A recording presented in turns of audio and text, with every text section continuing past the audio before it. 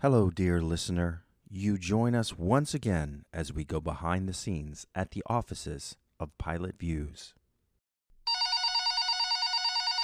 Pilot Views offices, Kay speaking. Dan and Justin aren't taking calls right now. Please call later. Pilot Views offices, Kay speaking. Dan and Justin aren't taking calls right now. Please call later. Here at Pilot Views, we run a really tight ship, kind of like a radio ship, sailing the airwaves. And just as any good ship needs a captain, a podcast needs a good host. Am I a good host? Well, I've heard people use the word great, and I wouldn't want to be rude enough to say they're not speaking the truth. So yeah, you could call me a great host. But I'm more than just a brilliant host. I'm also an amazing friend. As I always say... And don't forget, Dan, Justin, your co-host who... Assistant co-host to the main host, Justin. As assistant co-host to the main host, I make sure everything is okay, perfectly running order, and ensure the ideas keep flowing. Talking of ideas, as the idea man, people always come up to me and ask, Dan, where do you get your brilliant ideas? They're just so inspiring. They don't say that, Dan. As I was saying, people say, where do you get your great ideas? Well, great ideas are grown, like a tree in a forest. You start with the seed of an idea, you add the layers of research, pretty much like earth and compost.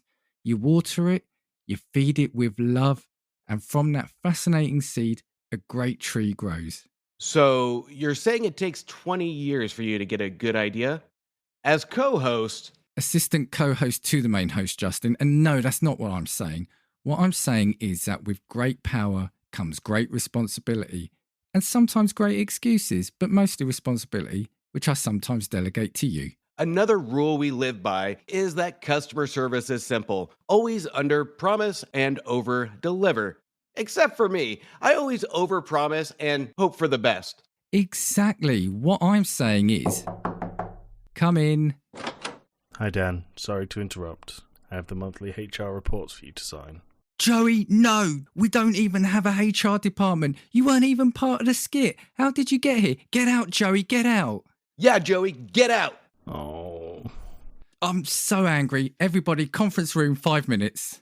Oi.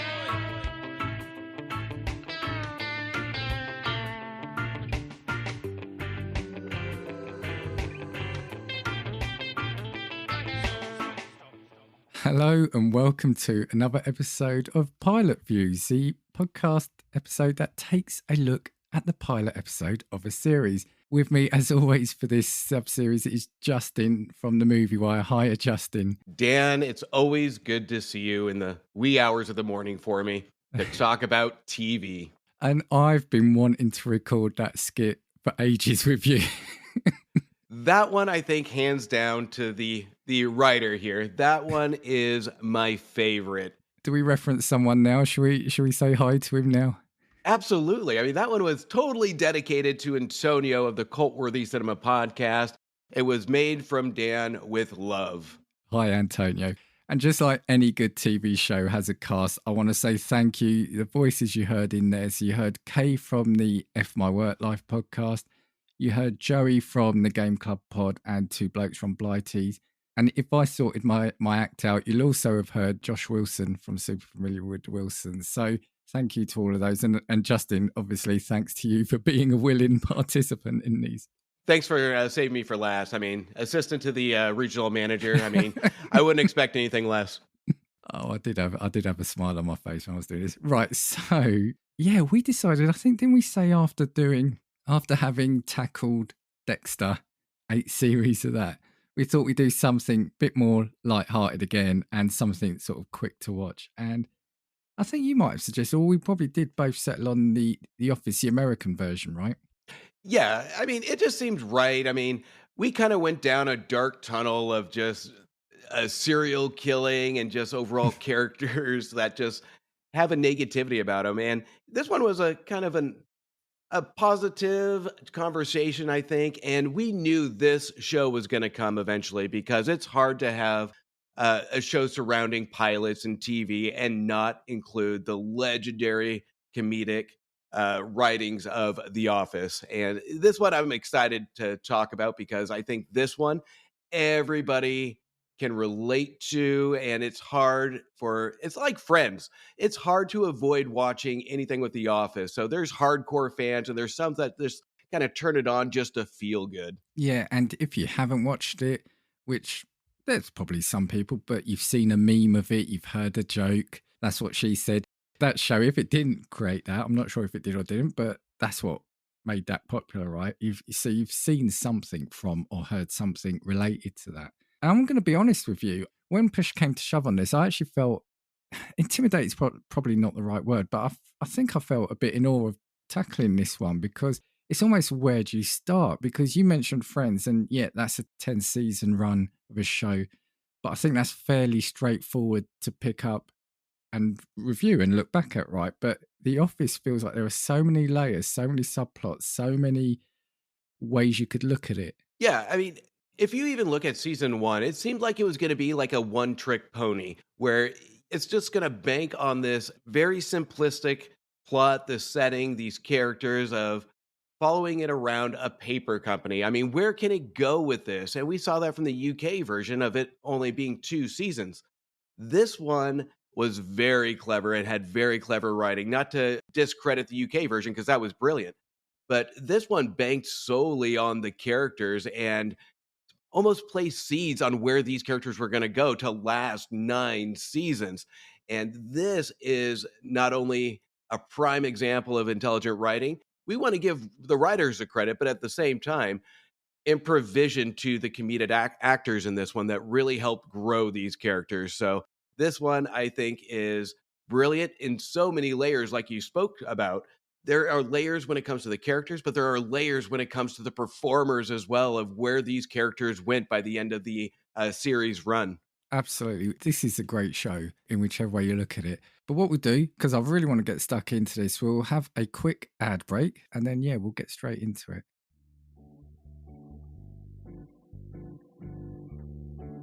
Join me, Tim, and my co-hosts, Slade and Joey, at the Game Club podcast, where once every 2 weeks we review video games not too dissimilar from a book club. Find us on all your favourite podcast providers.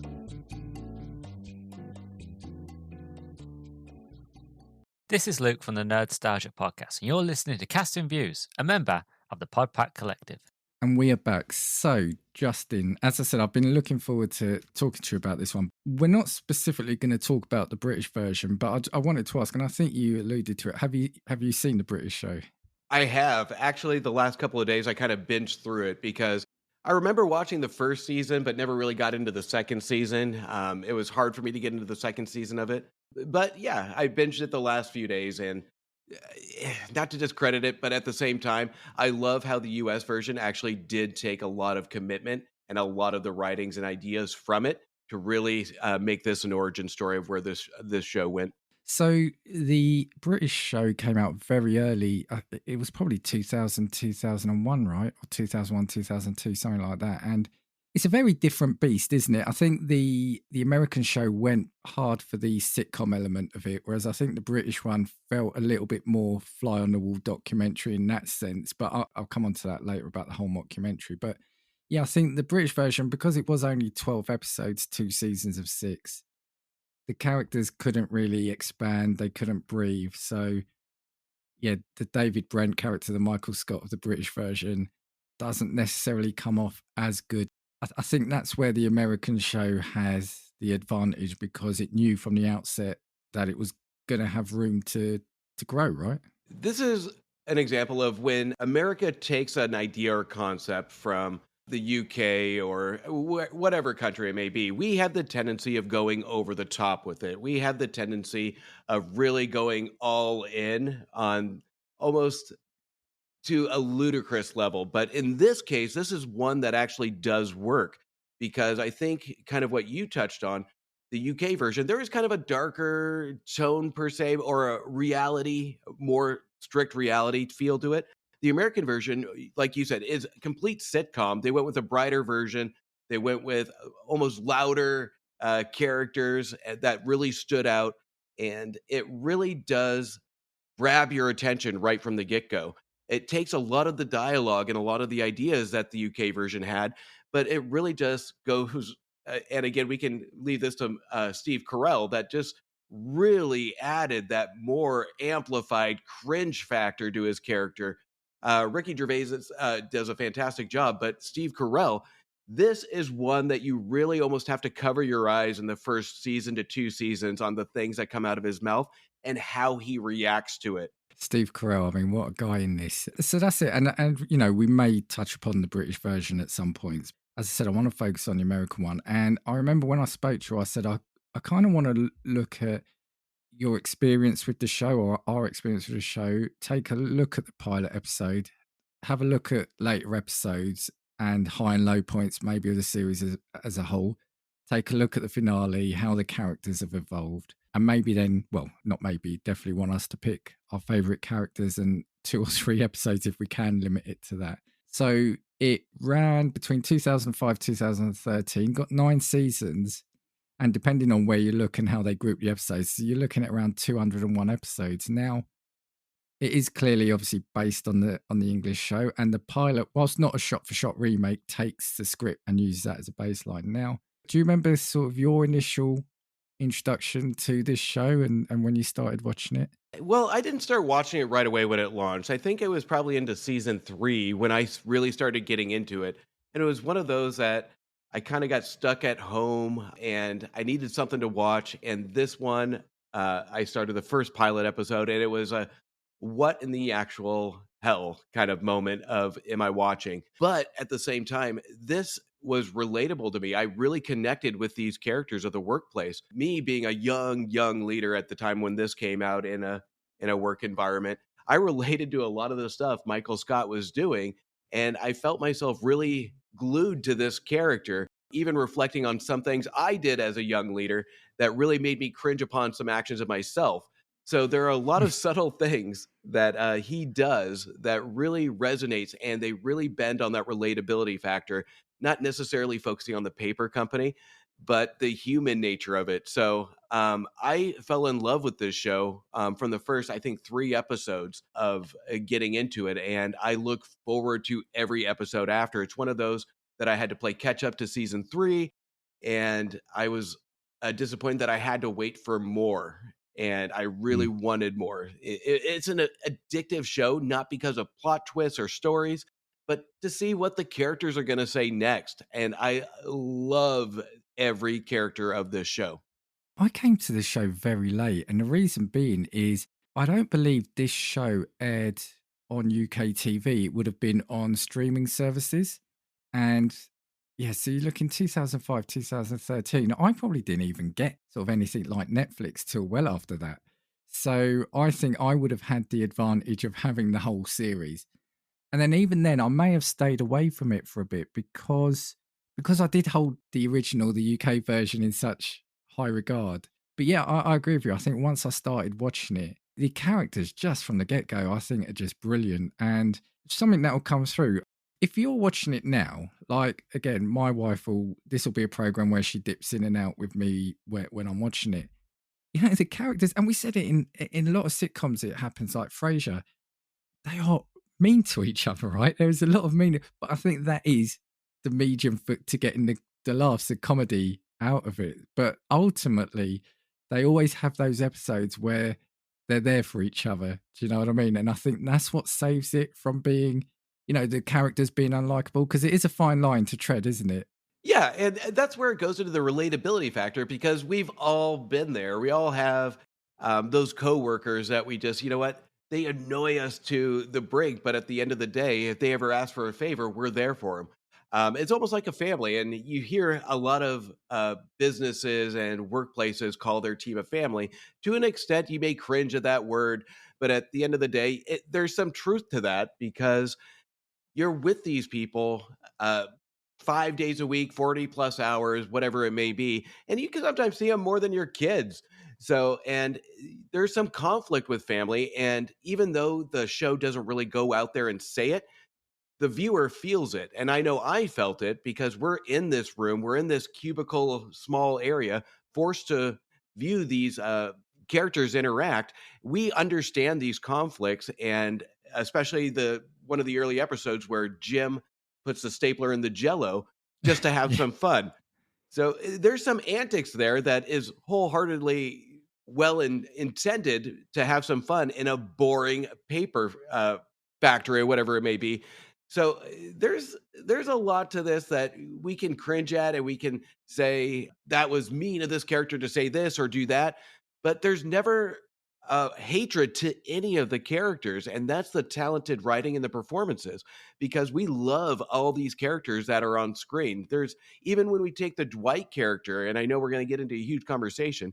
He's an annoying character, but we love him for his antics. Just like we all have that one person in the workplace that we can say, God, he's annoying, but God, he's a lot of fun too. And that's what I think this show does really well. It nails the office life, especially at that time. So we've got to remember now, it's over 10 years old. The final season, it aired, it will be his 20th anniversary next year. So especially at that time, those offices, that life was going to be almost spot on. Now, I remember, and again, this will be the last time I intentionally reference it, when the original one aired, the British one, I had a manager at the time who almost wanted to be David Brent. You had those jokers in the office. They then did start doing the office equipment in jelly or jello. You've all worked with that person who, like you said, irritates you, the person you want to wind up. There's always that office romance there. And I think this show does it really well. And no doubt, as we'll come on to it as well, for me, it didn't use the documentary or the mockumentary as a gimmick. It did that. It maintained it. And I think it's one of the best shows to do that. So, for example, like Modern Family is another show I really like. But that felt like after a few seasons, it almost dropped the idea that it was a documentary about the people. Yeah, you get the talking heads to camera. But this, it made no bones that there was a film crew going around filming. And when we get to the finale, we'll kind of talk about how that finishes.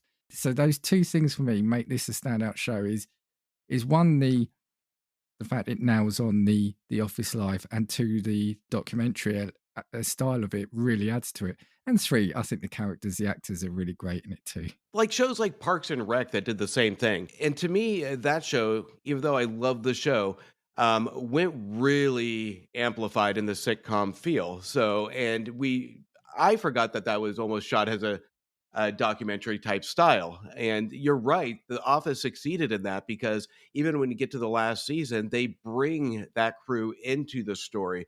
They break that fourth wall, and they really find a way to play tribute to these guys, where it's almost like a love letter to what they've done over the last 9 years. So that's what I loved about that. And we'll get into that, I'm sure, in a bit.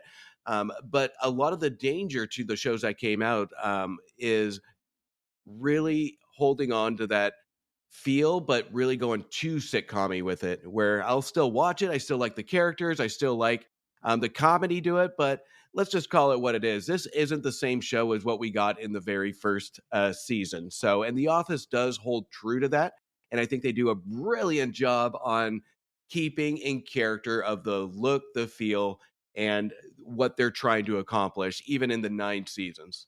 Yeah, I'm not going to say it's perfect. There are definitely some things I didn't like about the run, which I'll talk about as we go in. But let's have a look at the pilot. So, if I remember right, the pilot was actually filmed 6 months before the rest of the season. Oh, and the other thing I wanted to say is, didn't it have the most inconsistent episode count over its life? I know what part of it was. There was one season where it was hampered by the writer's strike, the original one, if not the recent one. But, this first series was only about 6 or 8 episodes as well, wasn't it? Then you have series 7, I think, or 5, which is 28. It just feels really weird, the amount of episodes they have. They did whatever the hell they wanted. You could have a season of 12, a season of 26. It doesn't really matter. It's the inconsistency of the work life. So it's whenever they have time to get everything done. They're not too up on time management. I get it. But yeah, it's totally inconsistent. But the magic of it, though, and even though you said you didn't like some of the things in it, and shut your mouth, Dan. So there is not one bad thing about this show. I'm just kidding. I'll get into it. I have some hatred towards the last bit of the seasons. But the inconsistencies, the magic of it is they don't feel like they're short. They don't feel like they haven't accomplished anything. There is 9 seasons, and each season retakes something away, even if it's a shorter season. So to me, I think the writers and the creators of this show really tapped into their creativity to create a story that doesn't feel like it shortchanges the viewer. Right. So, Justin, I was going to ask you this question at the end, but I'm going to ask you it now. So, for me, I can't remember if I've already said, but I didn't get to watch the whole series all the way through from series 1 to 9. But for me, the show definitely falls into, and I think naturally for a lot of people, two areas: Steve Carell and non-Steve Carell. And for me, the Steve Carell bits are the bit I get drawn to more often. I'm not saying the other actors or the rest of the seasons weren't great, but if they'd have finished it in season 7, I'd have been happy. Yeah, I mean, when we lost Steve Carell and we got introduced to James Spader, Will Ferrell, I mean, it was fun in its own way, but Steve Carell really did make that, and I think he went on to bigger, better things, sure, but I think I was actually impressed with the amount of interest I still had because of the supporting cast.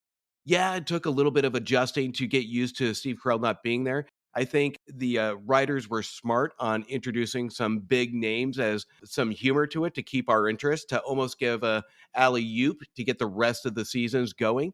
So I think we see the payoff not necessarily in the moment that season that Steve Carell exited, but we see that in kind of the final 2 seasons where this cast is there to entertain by themselves, and I think for what it is, they do a fantastic job because I was still engaged with the outcome. We go from pure comedy to adding a little bit of heart to it, and they knew they had to add something more than comedy to keep interest. They had to add that heart.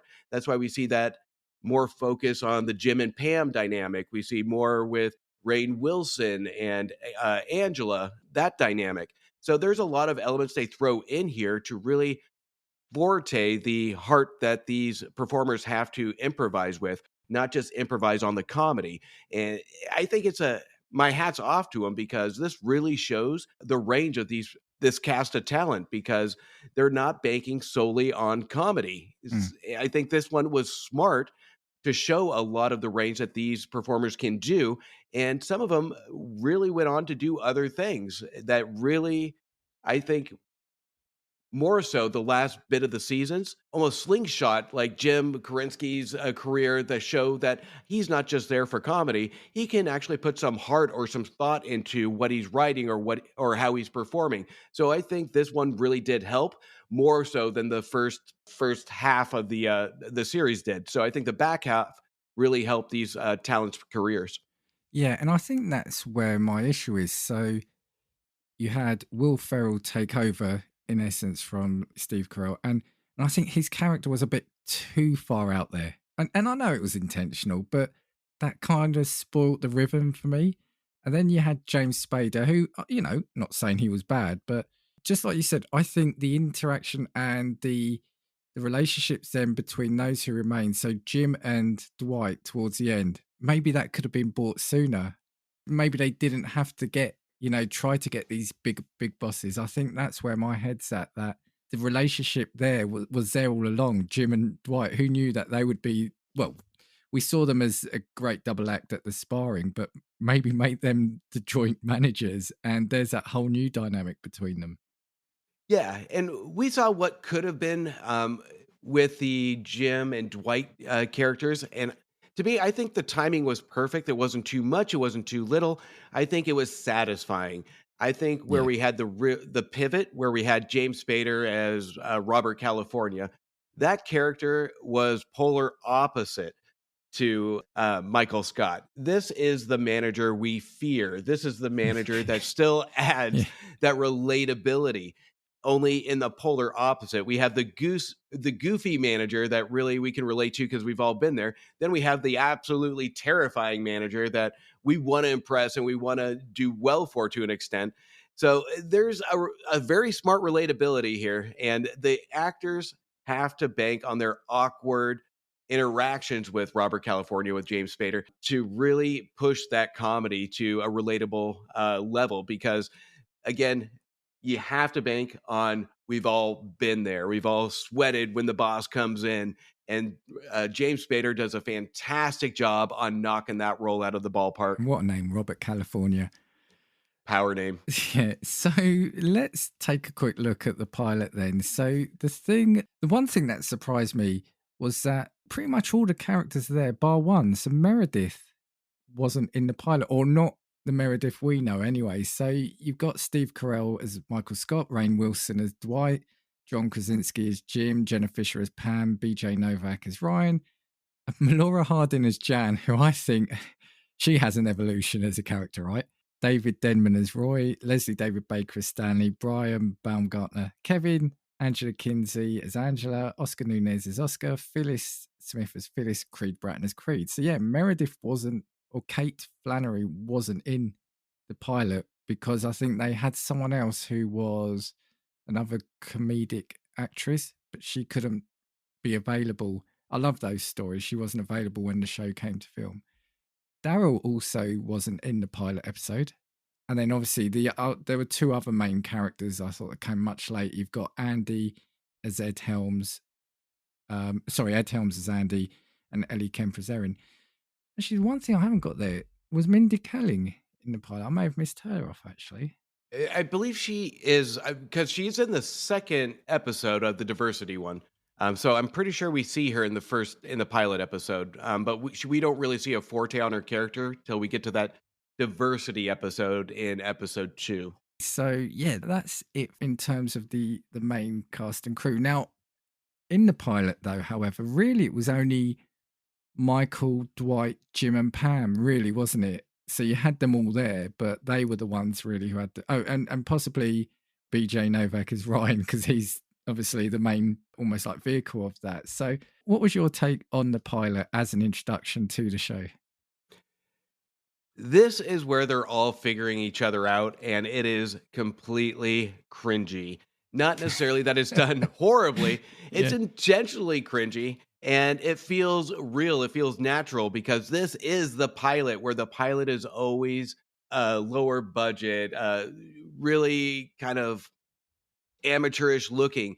This is where the roots and the seeds really piqued interest, because this is the type of pilot that just works because it fits the dynamic of the characters, the dynamic of what the writers are trying to do. It's a visual train wreck because you really want to see what these characters are going to do or say. And it put me on the edge of my seat, especially when you see Michael Scott walking BJ Novak around the office. It's utterly hard and just to watch because it is awkward to the point where you just curl your toes in embarrassment and you almost have to look away from the screen.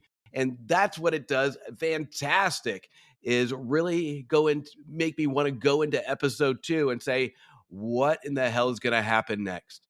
As we said, it does mimic the UK version in that sense. And I think, again, it's a great idea to have them introduce an attempt to the office because, like you said, that then gives him the opportunity to do the walk around. And also show him to be that cringy self he is, where he's got to be the funniest person. He's got to be the most liked person. For me, though, the interesting thing about the pilot, though, is Michael does come across as less likable, again, because you don't get an opportunity to show that heart of gold he does have. So he does just come across as like a cringy, bumbling, rude boss, doesn't he? Absolutely. And we really don't find out too much about Michael Scott until the seasons go on, but there is something about him that you almost feel sorry for. Is he has to self-praise. He has to call himself the world's greatest boss. He has to narrate his actions of why he does things. And again, that's part of the documentary style, but he wants to be liked. We get those subtle hints that he wants to mean well, he wants to do well. But nobody's given him the credit, so he has to do it himself. He has to let people know why he's special. It's almost sad, where we want to feel empathy towards him. So it's a very hard balance between dislike and wanting to feel sorry for him, on who this boss really is. So I think, to me, I never disliked Michael Scott when it came to the pilot episode or the first season. I felt sorry for him.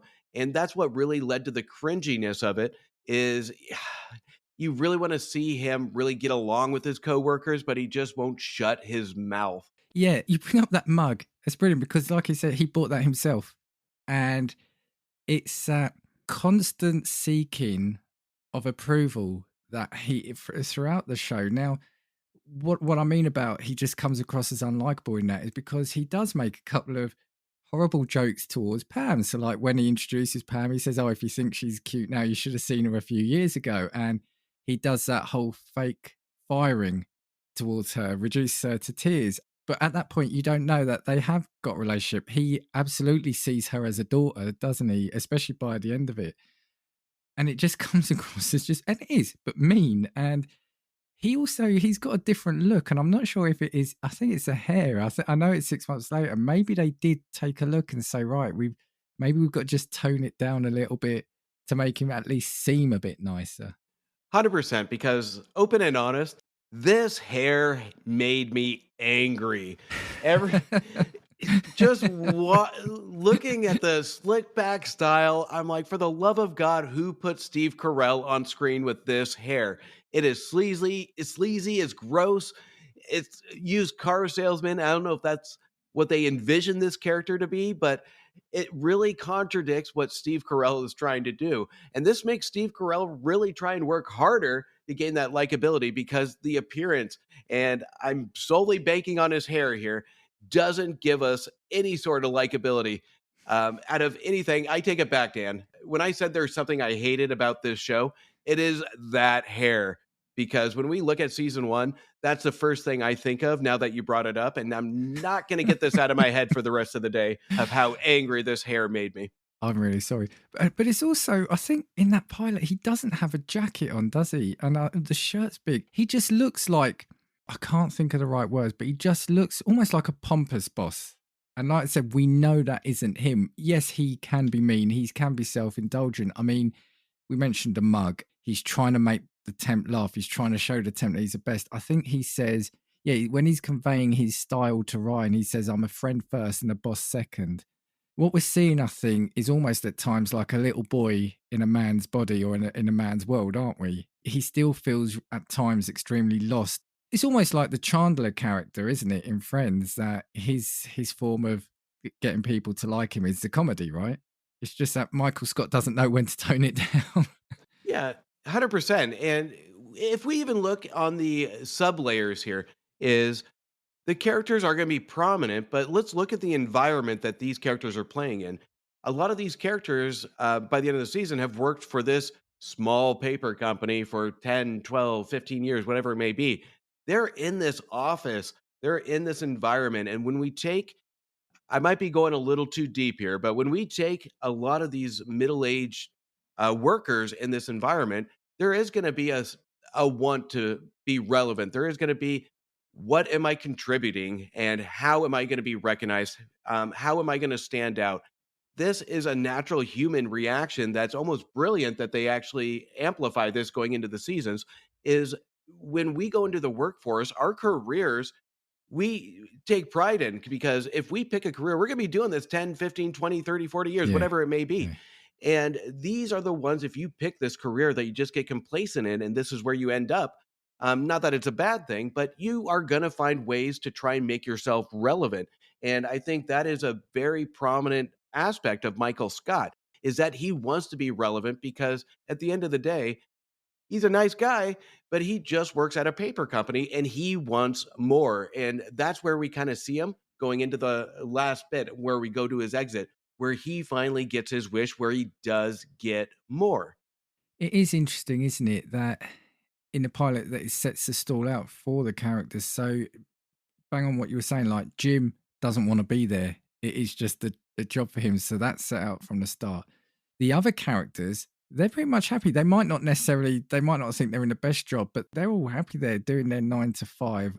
You've got Dwight is almost like the reverse. Well, no, not the reverse, but the reverse Michael Scott, in that he's desperately trying to please Michael and be his best man after him, but in the opposite way of trying to be as alpha as he can and as good at his job as he can.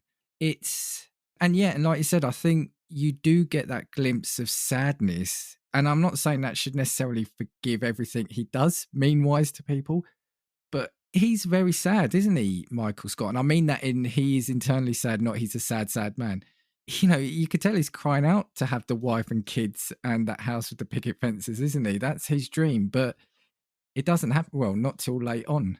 Well, and he's super desperate, and we kind of to have that dream, and we see that when he puts on his persona of Cool Mike, where he's on a date and he puts on that backwards hat to impress a date. But when we take Dwight, and I think this is part of the brilliance of it, Dwight, he has this confidence. The confidence is already there. He's content because he has his beet farm. He has something he feels is very relevant to contribution. He's not trying to change himself. He's trying to change the environment. He wants the environment to change around him to be as relevant as he sees himself. And that's where I think the chemistry between Dwight and Michael are really there, because you have one trying to change the setting and one that really is trying to make himself relevant in this setting. This is where I always say that the setting is utterly important, because this is one of those that the characters are trying to change it, and this adds to a lot of chemistry and a lot of banter between the characters going into the future seasons. And I think this is why this series is hard to solely speak about the pilot, because, as I said, the pilot really does only focus on a very small handful of characters. And of course, another character I've forgotten to mention, who is brilliant for the limited sort of time he's in, is obviously Toby. Like I said, I think the opening episodes set everything up perfectly. So Michael, the type of character, he is the potential romance between Pam and Jim, because at this point Pam is still, or she is engaged to Roy. You've got the Michael and Dwight relationship, and then you've got everyone else in the background. So I'm happy now to start kind of widening this out. The other thing I forgot now, and it's probably fine saying now because we are going wider, I don't know if you've had a chance to listen to Angela Kinsey and Jenna Fischer on the Office Ladies podcast. I don't know if you've listened to that. It's one of those I've always seen and wanted to dive into, but I've never listened. Oh, I do enjoy it. It's just because it's more Office.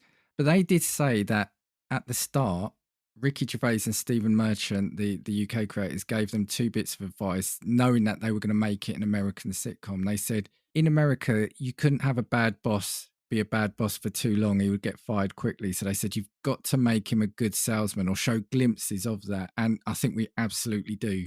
And Stephen Merchant also said, for the show to last, focus should be on the love story between Pam and Jim. And again, that is a thing. And I've got some issues with that towards the end of it. But when you look at that and you hear that, it's obvious to say it in retrospect, but those are the 2 key things for me that stand out. I mean, there are a handful of episodes where Michael, because in the pilot, he's actually said he's been there for 12 years. So ultimately, he's then had a 20-year career at this paper company. He absolutely loves the clients, loves the job. And when it comes down to it, he pulls his socks up, he pulls his sleeves up, and he's out on the road doing those sales. I mean, there's the gift basket episode for me always kind of cracks me up as well. The thing when we take Michael Scott, I mean, his work habits are there. He just says stupid stuff. We all know that guy. His heart's in the right place. His work habits, hit or miss, but at the end of the day, he's there to really do his job. And I think that's the lead by example when it comes to not having that dislike of the character. Is he's at least willing, like you said, roll up his sleeves and get in there with his team, and also try and be relevant and there for his team. Even though some horrible advice, he still makes the attempt, which is a likable factor. And you kind of brought it up, and I kind of want to talk about it, unless you say, shut up, Justin, I'm going to get there, is the Pam and Jim relationship. This is one that I know you're going to have an opinion on. And when we take series like this that really add that that relationship factor, where you're very meticulously looking at these 2 characters on when they're going to get together, because you know it's going to happen, but when, it always fails and it ruins the seasons going forward. I remembered my childhood trauma watching Lois and Clark, The New Adventures of Superman. When Lois got with Superman, I was done with it because everything was horrible by the end of the seasons. This one doesn't, in my opinion, ruin the seasons. I think it's handled very delicately, and they grow upon it, where we want to follow this crescendo of the relationship. And I think it was in season 3 that it's a beautiful scene where you can see different aspects of where this relationship can go. So, and I think going forward, they handled it very strategically and they did a brilliant job. I do have some issues in the final couple episodes in the final season, but I think between 3 and 9, it's a respectable job. Spot on. Again, I can only agree with you. I made my feelings clear that I think the original run of Frasier ended for me when Niles and Daphne got together. I found that really spoiled then the momentum or the relationship they all had. I think the only thing is, so they portray that relationship as a really, it's great on screen, you know, that innocent, that flirting romance in an office. We've seen it all. Some of us may have been in something like that, the unrequited love because someone's in another relationship. But it's all very, what's the word? It's very genuine, very nice. I can't think of a better word, but it's nice. Now, for me, the only thing pre their relationship is, you know, the way Jim treated Karen, Rashida Jones. I thought that made him look a little bit of a not so nice person. But Player. you know, she then she gets her sort of good ending. She gets her job, etc. Then when they got together, no, it didn't spoil it at all for me. You know, was Roy hard done by? I think they did a good enough role of making him look like a slobby, uncaring boyfriend. So I'm glad he got a good ending as well when you see him come back. The only thing for me is, and I know you have to throw in a bit of tension, I think they tried to play on their relationship coming under stress a couple of times. You had her moving to New York for the art class, and then there was something about the cameraman, wasn't there, when Jim was away? And it's like, I almost could have done the her going to art school, I think was a good one. And you can see that because it fit in with the character. But then the one with the cameraman at the end or the sound man, just felt like it was thrown in to try scare the viewers a little bit. Yeah, I can agree with that. And, you know, you can only, in its defense, but I totally agree, you can only put these two characters in a single setting in so many directions that doesn't relate to office drama. Because I know with Rory, we had the finding out of these two and then having the punch and then the mace, which was a fantastic episode that I thought the balance was great there. But I think they tried to spider web it where it felt unbalanced, throwing these different obstacles out. Because, yeah, we had the art school, we had Jim creating an investment or a different company. They're always hinting at leaving the company. So it was always something in a season where I would have wholeheartedly liked to see a focus maybe on another set of characters that really didn't have that forced reaction of just Jim and Pam on what's going to happen to them next. I would have loved to see a bigger focus on, you know, Dwight. I know BJ Novak had a big part of it too, where that was probably the weakest of the seasons where they had to kind of pivot and bring back to a focus of Jim and Pam. So I think there is some opportunity there that felt a little forced. So I'll agree 100% on that one. And touching is probably the word I wanted to bring. That sounds wrong out of context, but I mean, their relationship. Tell me more. And it's funny when you look at relationships through the characters. I mean, Dwight has a fair share as well. I mean, again, how him and Angela treat Andy is wrong. And I didn't, like I said, I didn't see the latest series prior to this, but then Andy, how he treats Erin as well. So there's that was a weird relationship. And then Dwight is with the other farmer daughter lady towards the end. So Dwight, I mean, for how odd a character he is, he gets his fair share of romance. That I will never understand, especially with the girl, the love interest in the last season. I mean, what the hell? But you know, it's office romance. I mean, I get it. At one point, you're gonna have like everybody dating everybody at some point. I mean, it's hard to not think of a job we've had in the past that didn't end with that. That's how I met my wife. It was a complete love at first sight kind of deal, but at the same time, we didn't really interact for about 3-4 months. We would just do small cheesy jokes, and I would embarrass myself and bow my head in shame, clocking out for the day. So it's an office romance that, to me, it felt real, even though Dwight is Rainn Wilson is a real oddball. But when you can find these characters 8 hours a day, 5 days a week, there's gonna be some romance at some point. And where we see it here, we see it across the board. I think there's maybe 3 characters that didn't end up dating each other in this show. And as you said that, I'll let you secret as well. Me and my wife, it was an office romance as well. So there you go. See? But the thing is, and this is the sitcom bit of it. I found it quite jarring when Angela's infidelity to Dwight or with Dwight comes out. The next episode or 2 episodes later, him and Andy are still best of friends in the office. That just felt a bit jarring, if you know what I mean. And but I think, to its credit, that just shows that those actors and the writing portrays these people as real people. And you're thinking that just wouldn't happen. That just wouldn't happen. To an extent. I mean, at the end of the day, yeah, I agree. That didn't seem how it should have landed. But we take the Dwight character and we take the Andy character who has anger management issues at that point. They have to create a respectable professional environment. And I think that's the one thing this show really does well for some of the characters, is really never going completely bizarre, violent, or HR issues over the top when it comes to altercations. They keep the topics simple. They keep the topics offensive at times, but they do keep a simplicity to it to really know that these two are going to have to interact in this episode, and it's going to be an ongoing thing. So I think when it comes to how they treated it, I'm kind of neutral on it because I can understand the direction that they're going to with these characters.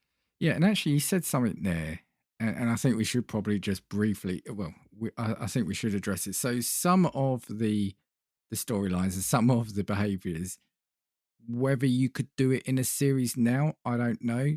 But I think looking back at it, the whole point of those, and some people still won't like it, but it was to show that these people or those storylines were out of touch. You know, that way of thinking. You weren't.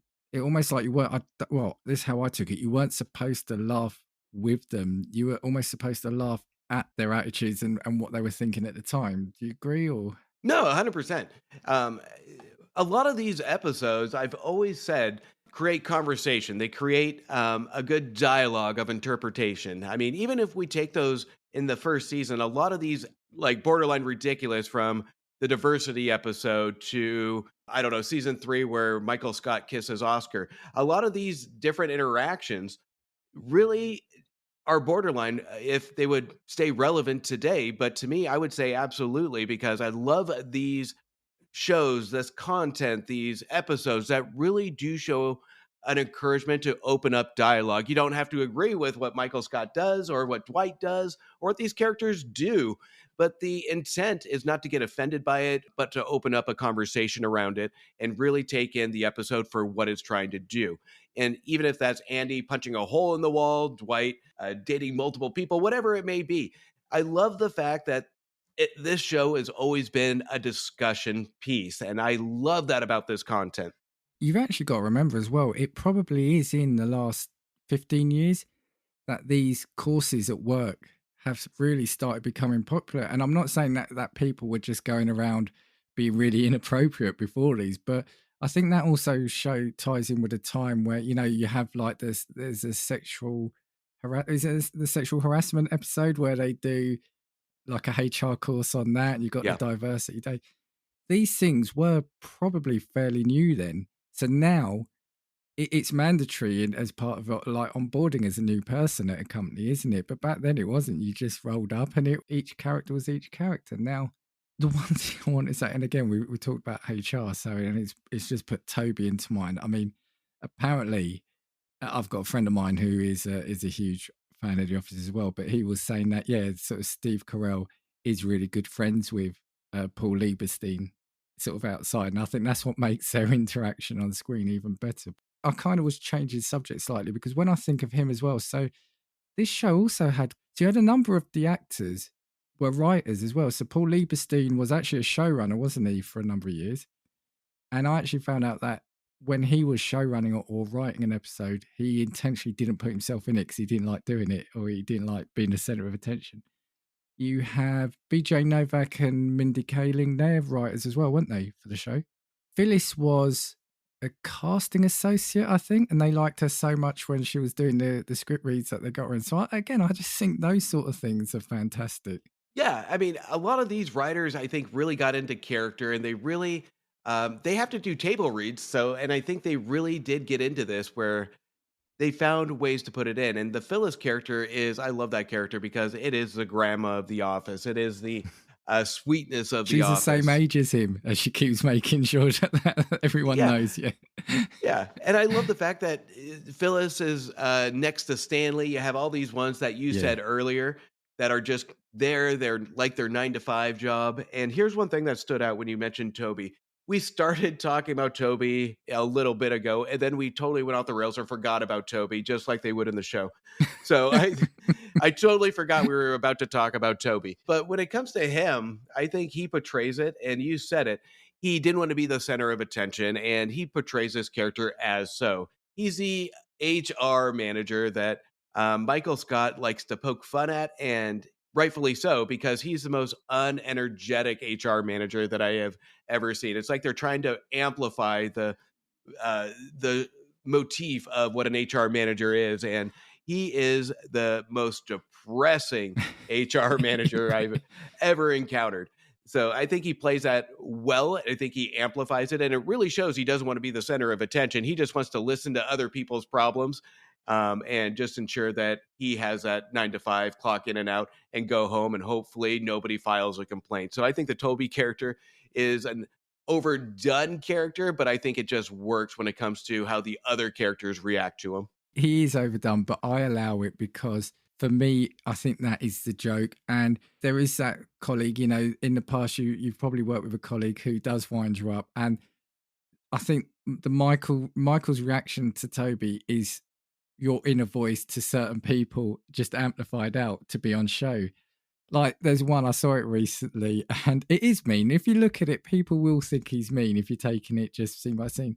But the episode where Michael has to go to corporate because they fired Jan, and he's testifying, and at one point then he's having to go against the company he works for to defend his girlfriend. And Toby joins him at the dinner table, and he's saying, "Oh, I know how you're feeling. When I was a kid, my parents split up." And Michael just pushes his lunch slowly off the table onto the floor and gets up and walks away. And I was thinking, that is so mean. He's trying to reach out to him, but I couldn't stop laughing at the same time. It's almost a sweet moment, but at the same time, it's comedic gold. That you can tell was an improvised moment of Michael Scott just really taking advantage of the situation where we're thinking this is going to be a good connection between Toby and Michael. And then we just have Steve Carrell say, nope, this isn't the episode that's going to happen. I'm just going to ruin this moment right now. And it's comedic gold on the episode. I'm glad you brought that one up because that one is hilarious. And Toby, for me, also has... People always talk about the cringy moments, and an episode I want to discuss after, and I was listening to the Office Ladies podcast, people will often rank Scott's Tots as the cringiest episode. I've been thinking about that episode a lot today because I watched it yesterday. For me, do you know what one of the cringiest, or the minute where I thought, oh my God, is because we know Toby has always had a thing for Pam. And there's that scene where they're sitting next to each other, and he, without thinking, he just puts his hand on her knee. And I'm like, oh my God, because we've all been in that bit where we think you got to make sure you don't say the wrong thing or this or that. And just at that point, he puts his hand on and it lingers there. That shot lingers in that awkwardness. And for me, that's one of the worst scenes in a good way. What I mean is one of the cringiest scenes. It's that bit there. I agree. I remember this because it's just one that you just look down at the ground and just wait till it's over because it's not going to end well, and you feel bad for Toby. I remember watching that for the first time, and that is the peak of the mountaintop in cringiness because again, it's not going to end well for Toby, and you feel for Toby a little bit. But at the same time, you're just like, my God, can you speed up this scene? Because I don't want to see this anymore. Yeah, and fair play to him and Jenna Fischer for how they did that, because sometimes silence can say so more than words, can't it? I want to look at the finale, actually, because I watched it yesterday. But no, I want to look at the finale because for me, and I messaged you afterwards, didn't I? This for me is is a series with, I think, a really good final episode. I think we talk about so many times where the final episodes don't do a series justice. I think this one, I think this was a good one. I had a tear in the eye at one point, when Steve Carrell comes back. I think they did that brilliantly. I think the characters all get their moment in the sun. I like the way they reveal things. So you might look at I don't know if you want to look at the finale as 2 episodes, or one where they rerun the show and then you've got the final episode. There's the little things like Meredith, who is seen as the drunk and the one without inhibitions. She goes, well, I was at college for 7 years, but you never showed any of that. And Oscar's going, look, you filmed me for 9 years and you never once showed me doing origami. And again, that just really hammers home that it's a documentary, and the program, like we say with reality TV, they only show you what they want you to see. So Meredith was at college. She goes, yeah, of course I was getting drunk. This is a finale that is rare. Am I 100% satisfied with it? No, but do I think it's smart and at times even brilliant? Absolutely. But I think we could do a whole show on just a finale with how much is in here. At running off, I think at 52 minutes is what the last episode was. But the writers do shove a lot of happy endings and a lot of explanation into this episode, and they're ensuring that every character gets the end, gets their moment. And to an extent they do. We do see the Michael Scott character. To me, that one I didn't like with it, because I think they introduced him, which is brilliant. I love the introduction of the best man.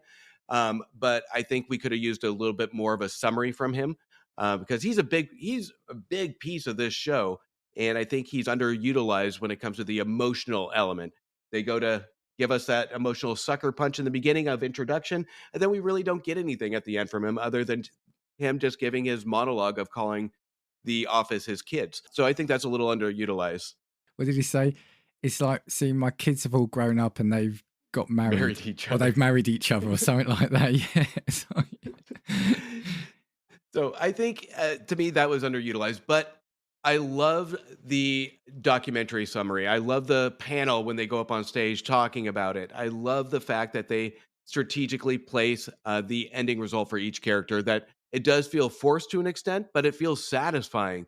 It's rare that we have a final episode like this that doesn't piss me off, but makes me feel good at the end, because we get the end for all these characters we spent 9 years with and all these whatever hundreds of episodes that we've watched. So to me, I think it was very satisfying and emotional, except for BJ Novak that runs away with what's her face with and leaving the kid behind. That I think could have been left out, because that kind of ruined the emotional aspect for it when you're leaving a newborn baby at a wedding.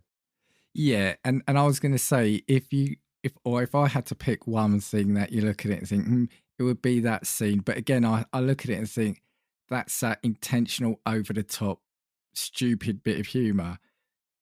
Kelly and Rainn are both selfish people, and at least you've got the Catherine Tate character who quickly took. So this poor baby, in the space of about 5 minutes, had 3 different sets of custodians, and it was this cutest, giggliest little baby as well.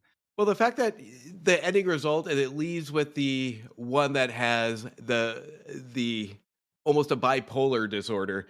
So that's the one that the baby gets left with. But you're right, the baby is cute. That final shot of the baby just smiling into the camera is brilliant. That's going to be a future star here. Also, the finale, like I said, it works for me on the 2 levels, because, as I said right at the start, they kept that documentary vehicle going throughout it. And the panel, I thought, was a brilliant idea, having the panel a year later, because it's also a great idea of just advancing that time that little bit, when they don't think there's anyone there, and then you see the queue outside and there's people asking questions. It's also got that line, which I love, and is a sad line, but also I think it fits in with how sad they must have been to finish this, where you got the Andy line, I wish there was a way of knowing you were in the good old days before you left them. I remember actually quoting that to somebody recently about something. And so you've got the fact that it works as a good ending for the show itself, but also, it pulls the right emotional strings with you as the viewer as well. The funny thing was, I was thinking the only 2 characters, I know you couldn't do everyone, and I won't necessarily remember what happened to their characters, but there was no Jan or David Wallace, which I thought was a bit, that's the only thing. It would have been nice maybe to have seen them. Yeah, and those 2 characters I think went off the rails. I know we get Jan in some of the later seasons. I know Wallace was up on stage at one point. We just don't know what happened to him, but we can assume that he lived happily ever after with his kids, with his son that bangs the drums 24/7. Um, but kind of you touched on it as well, is I think the emotional element with me, and I love the Andy quote. The Andy quote did resonate with me as well. But then the one that really did bring a tear to my eye, it asks the viewer to reflect. And I can't remember if it was the first part of the 2 episodes or whatnot, where Jim asked the documentary team to for some help with Pam and create that flashback in time. To me, that is one of the most tear-jerking moments because it's asking us to reflect on these seasons, and Yeah. that's important for a final episode or a final season to do, is have us reflect to get that emotional element, to make these characters relevant and ensure that they all get their proper goodbye on an emotional level. We spent so much time with Jim and Pam to love this couple and the individual characters. I thought that this was done to utter perfection to really kind of amplify and make us reflect, to the point where we get Pam in the final episode do something for Jim. Because even asking the panel, that was sweet of Jim to do that. What did you do for Jim? And it made Pam reflect, and it made her think. And this is, again, one more alley oop to the character to see where they're going to go with it. And I love the fact of that last episode where we have Pam saying, "You shouldn't have to give up anything for me." And I thought that was a beautiful moment. And I thought it was a good example of two-way dialogue between the relationship. And it just perfectly puts a period on the definition of how these two interact as a married couple, and to leave us on a positive note that this couple is going to be okay. We don't need to see anymore. Really good point, because also you've got the teapot letter makes the appearance as well, doesn't it? And that's a really good callback. And him asking the documentary makers to make a DVD of them is good, because if you were watching that show in real time, that's 10 years of your life as well. And we always think, we look back and we never take the moment to necessarily reflect on the good times, or you don't have a mixtape of your life, and he's able to do that. And I think you're also looking at it, and it makes you, like you said, it makes you look back and say, we've got to take the time to look at the positives that we've had. Apparently also that was his wife's idea to have that in. I think it was Emily Blunt, isn't it? Yeah, it was her idea to do that gesture in the program. Again, I think the ending was great. I guess a bit of sadness is that Jim and Pam are leaving, but Jim and Pam were never destined to stay in the office. And I think it's more my sadness, because I feel like Dwight was starting to become, or start to see Jim as a friend. And there's always been on and off elements of Dwight actually really liking Pam, wasn't there? He let it out a few times. Yeah, and well, even Dwight says it at the end, is Pam was his best friend. He goes on that speech of defining each and every character in the Michael Scott type of dialogue at the end of the last episode. And yeah, he summarized it to define what their relationship is. And we have some great moments between Dwight and Pam throughout the seasons, of Pam being a little bit more emotional than Dwight has. But we can never read Dwight when it comes to how he feels about Pam to an extent. And again, that was the period on that relationship, saying, "She's my best friend." It's a beautiful moment, especially coming from Dwight, at least. It's the most we're going to get from him. Yeah. But when it comes to the last episode, there's almost a different persona in his body language. And I think I watched that last monologue probably about 4 different times, of how Rainn Wilson really portrays his Dwight character at this point. And it did seem kind of out of left field, and a little too late. But I think the way, if you look at his body language, it's a more positive Dwight. It's a happy Dwight compared to Yeah. what we've gotten in the previous seasons. And we don't really need it self-explained to us, because Rainn Wilson is up there showing us that he's happy. He doesn't need to say anything because we can see it. It's that subtle facial expression that Wilson does that is just pure brilliance. And to an extent, I want to see that. I wish I saw that a little throughout this season, but at the same time, I'm happy that that is kind of the final shot. Yeah, it's like that little bit where they go to resign, hand in their notice, and he said, "No, you're fired." And they sort of wait, and he goes, "Shut up," he says, and it's that says it all about his transformation. Right, I'm kind of looking at the time. Oh, I wish we'd had 3 episodes on this. Favorite characters? So I could go with the stereotypical Steve Carrell, Pam, whatnot. But you know what? Dwight is one that always resonated with me on adding that flair to the show. Not only that, but he's a Seattle resident, and I have to show favoritism. I think he grew up like 10 minutes from where I'm at. But Rainn Wilson is definitely my favorite. I think he's the one that really is the most consistent when it comes to the comedy and the success going through the 9 seasons. For me as well, I think you got to say Steve Carrell is almost a given for me anyway. Yeah, I think Dwight is brilliant. I think you take Dwight out and it's not the show it is. I was going to pick another two, and these are not random because they are main characters, but Meredith and Creed, because I think they are not underplayed. But if you look at Meredith, she's done some funny roles. You know, the bit where she gets hit by the car, the bit with the bat. I think she's really underappreciated. And Creed is just, he's a bizarre character, isn't he? He's the one that doesn't get a happy ending because he gets arrested at the end. Actually, I totally forgot about that. Yeah. Let's talk some episodes. So, favorite episodes. This one I'm going to throw out there is my favorite episodes of The Office aren't necessarily the funniest. It's the ones that actually made me feel and I thought had a good balance. I think my favorite episode is the Goodbye Michael episode in season 7, episode 21. The way The Office comes together to support Michael, I thought it was an absolutely beautiful episode. And I think it's a perfect summary of Michael Scott and a perfect exit for him. So to me, I think that is my favorite episode. I think I get teary-eyed every single time I watch it. If I had to pick my favorite comedy one, I would have to say Diversity Day is the one that really got me to really follow this show. So I'm going to go with what really hooked me, which is season 1, episode 2 of Diversity Day. But I will give an honorable mention to season 5, episode 26 with Kevin spilling the chili because we haven't talked about that. So I'm going to at least just saw that yesterday. I'm just going to pop that one in to one of my favorites. Right, I'm going to throw a few at you.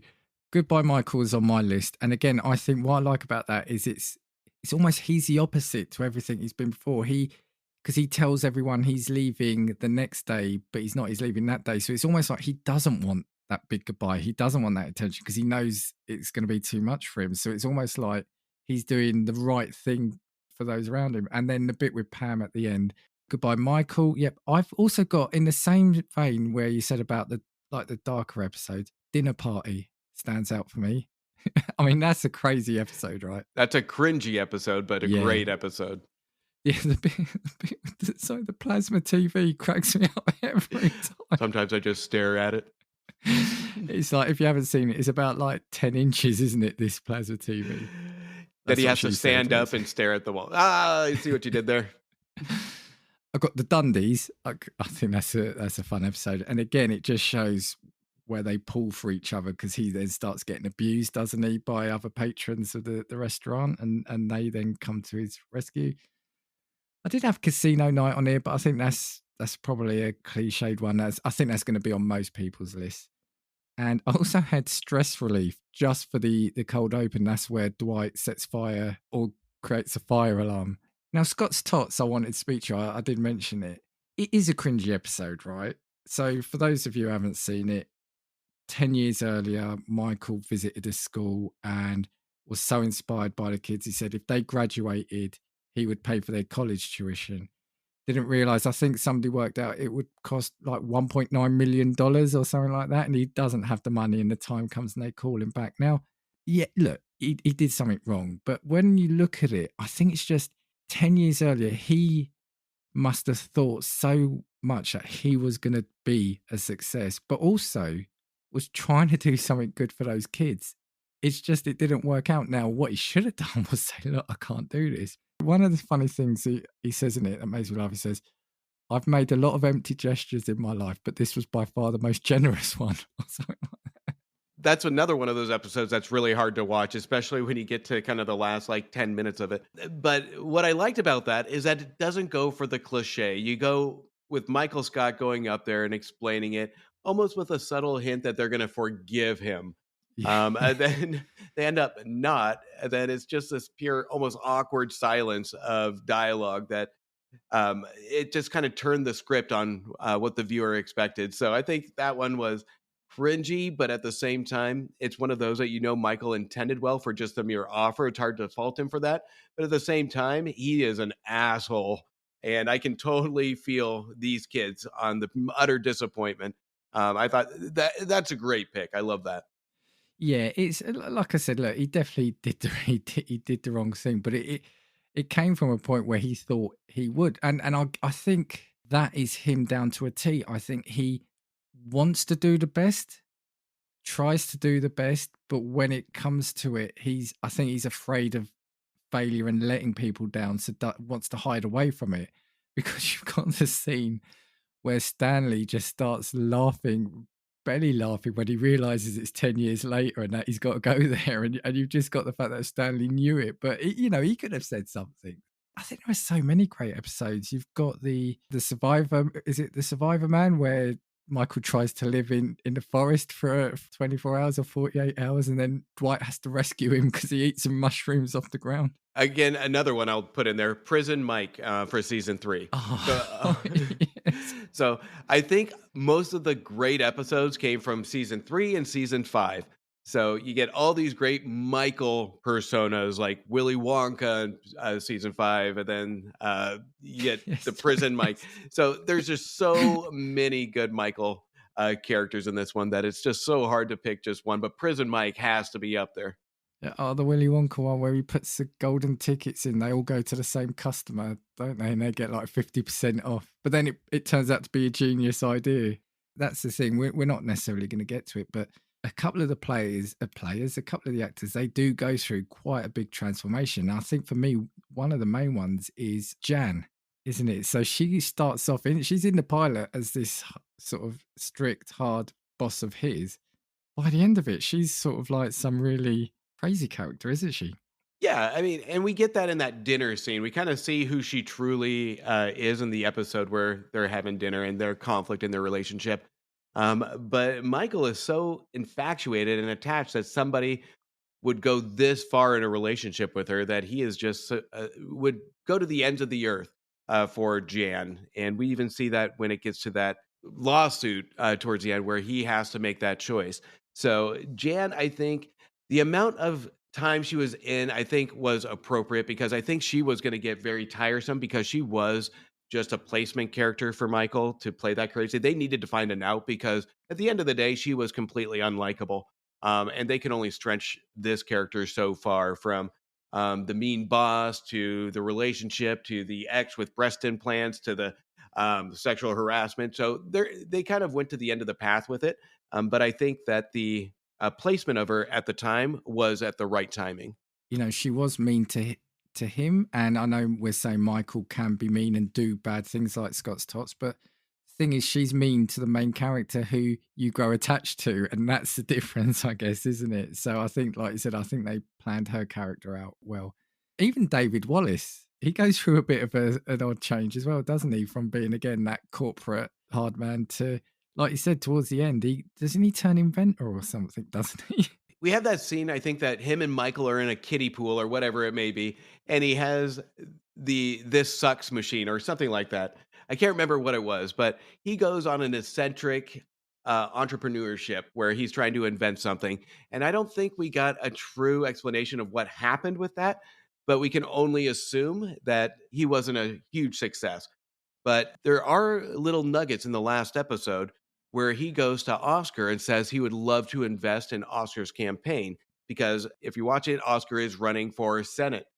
So there are nuggets that he did succeed in some aspect because he, from the last time we saw him, which is a really rugged, down on his luck dad, where he got laid off from Dunder Mifflin, to almost who we had in the beginning episodes of this professional guy that seems to have some money now. And I guess the only other thing for me, I think what makes the show work well is having the actors on set doing their own paperwork at their desks in the background. I think that's what they said they did. They were encouraged to bring in their work, do photocopying, do their own bills, etc.